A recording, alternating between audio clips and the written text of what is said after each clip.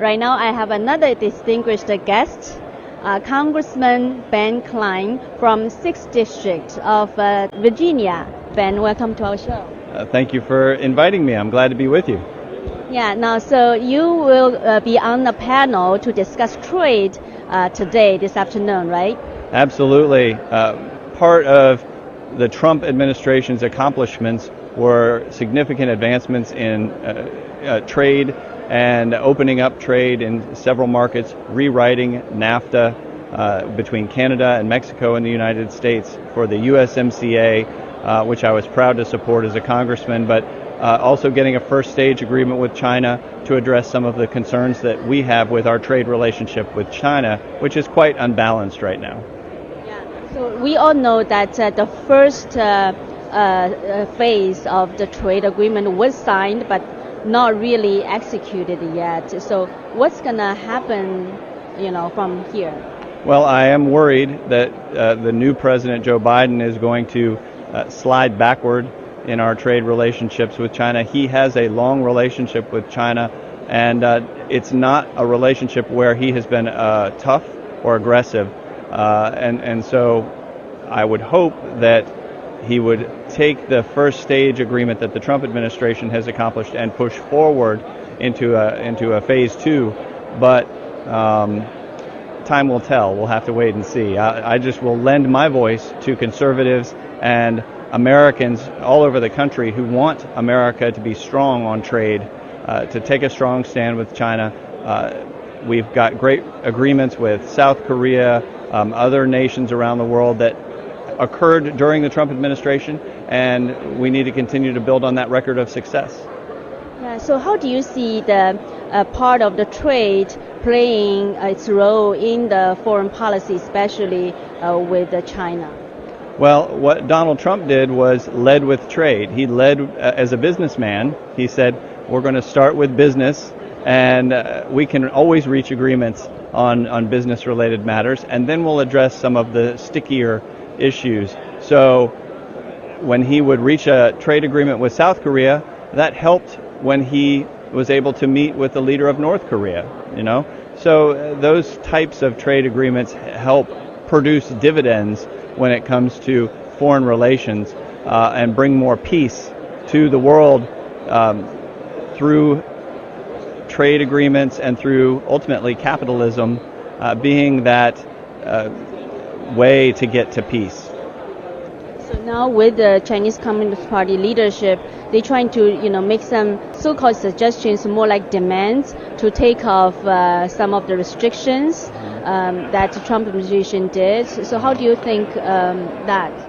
Well, I worry that the Biden administration will make some agreements to remove some of those just to try and be friendly with the Chinese government, but ultimately in the long term that's just going to return us to the unfair playing field that we have in trade with China and enable China, embolden them in foreign affairs to be more aggressive in their sphere of influence.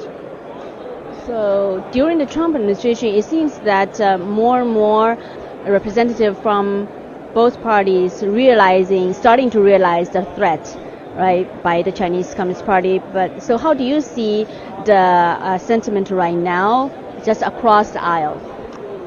China, in my district back in Virginia, there used to be a lot of manufacturing, very diverse industry that, whether it's in Southside Virginia or in the Shenandoah Valley, a lot of it has moved to China. And so we've been aware for a long time that China is an aggressive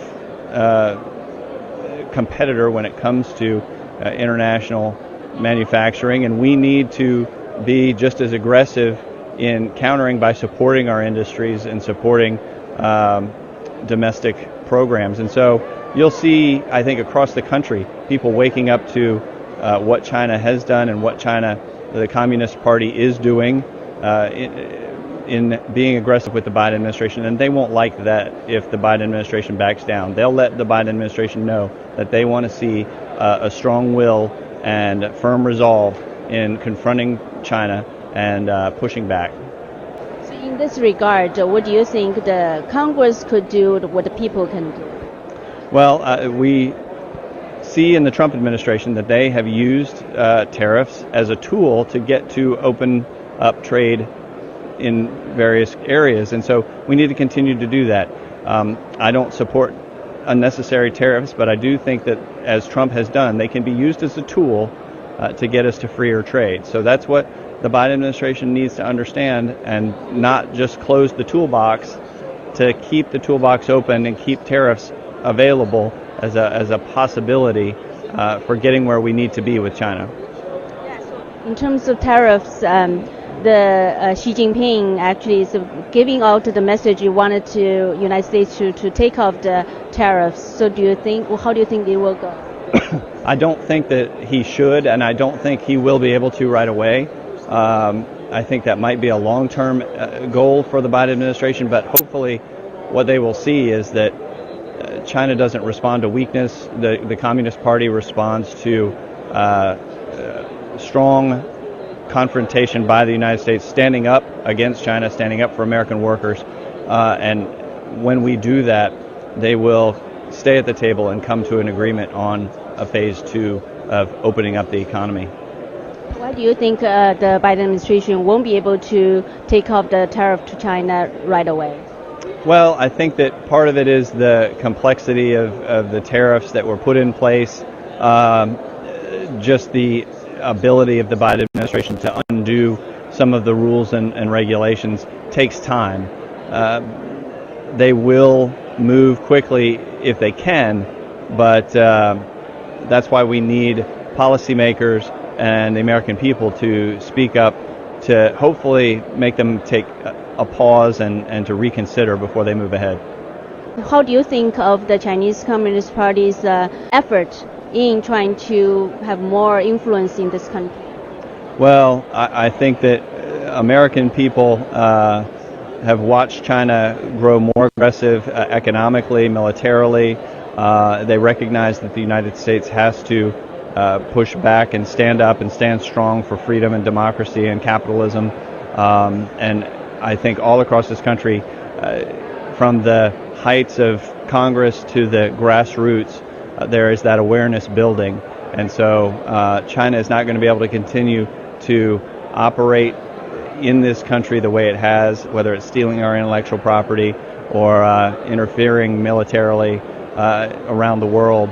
We'll be responding more aggressively and stronger because of the great reforms that Donald Trump has done. We're able to do that.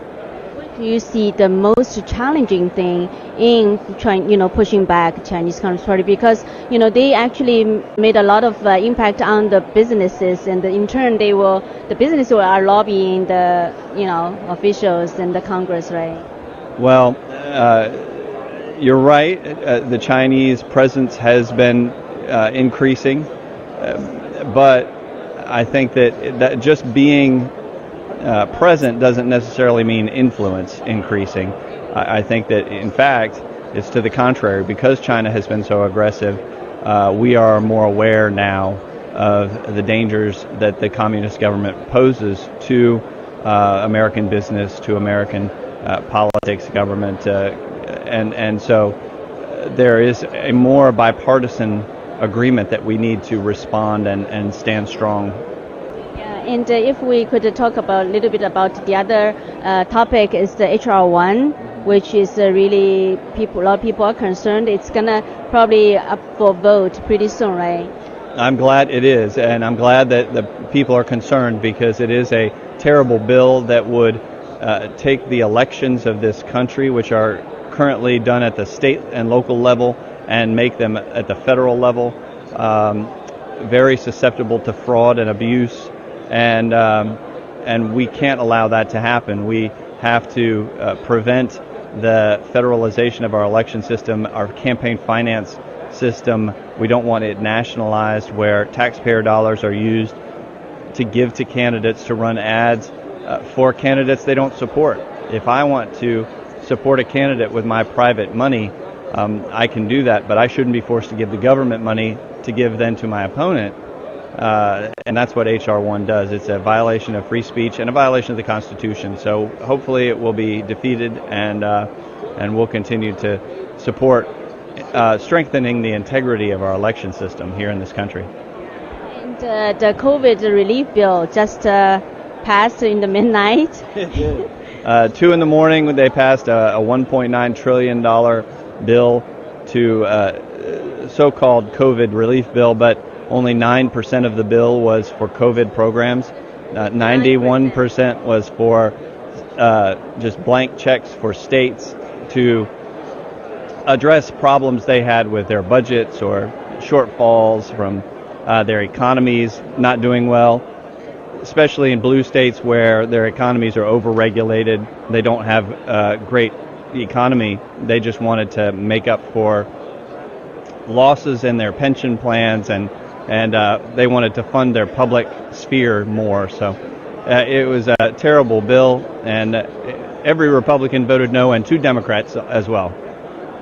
So do you see it will going up to a Senate, how it will go? I think that the Senate will be close. There's a West Virginia senator named Joe Manchin who will be the swing vote, and he's already said he doesn't want a $15 minimum wage, so that is out, and he will be able to make sure that the money is spent hopefully more on COVID, but it is likely at this point to get his vote, and that worries me because we already have $4 trillion allocated for COVID. $1 trillion has not yet been spent, and now they want to spend an additional $2 trillion. That's just unsustainable. We'll see inflation start to rear its ugly head if that continues. And now, so see, that's what people are concerned, sometimes probably just frustrated, like, those type of bills, and what can they do? Well, stay engaged, stay involved, and we are very close.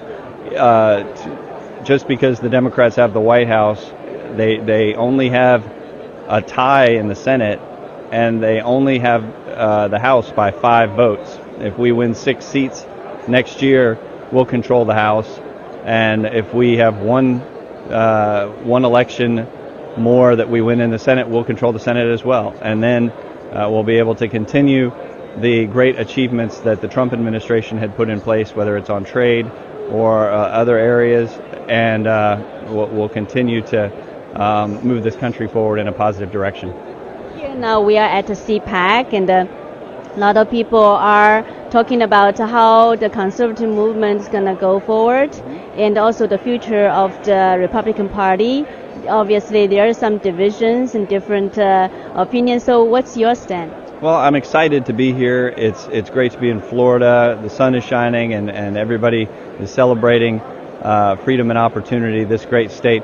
This state has so many young people. I see Madison Cawthorn, who's the youngest member of Congress ever elected. My colleague, he's 25. He represents a bright new future for conservatives, for young people. And young people want freedom. They want liberty. They don't want the heavy hand of government telling them what to do or where to work or what kind of car they have to drive. So I think that there's a bright future for conservatives, and it starts right here. And what do you think President Trump's role in this movement? Well, he's a large part of it. He invigorated so much of the party for 4 years. He brought people out who had never been involved in politics before, who were naturally conservative, who just didn't feel like it was worth voting. And Donald Trump showed them that it's important to get out and vote. It's worth getting out and voting. And he has energized this party and the conservative movement like nobody else. So lastly, if there's one thing you would like our audience to take away? We love the conservative movement that has come here to Florida. It is a movement that is open for not just economically, but socially, democratically.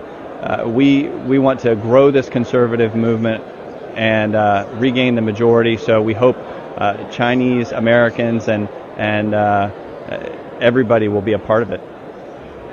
And Congressman, tomorrow is your birthday. Happy birthday. Oh, thank you. My kids are ready to celebrate. It's just another birthday for me, but my kids are definitely ready.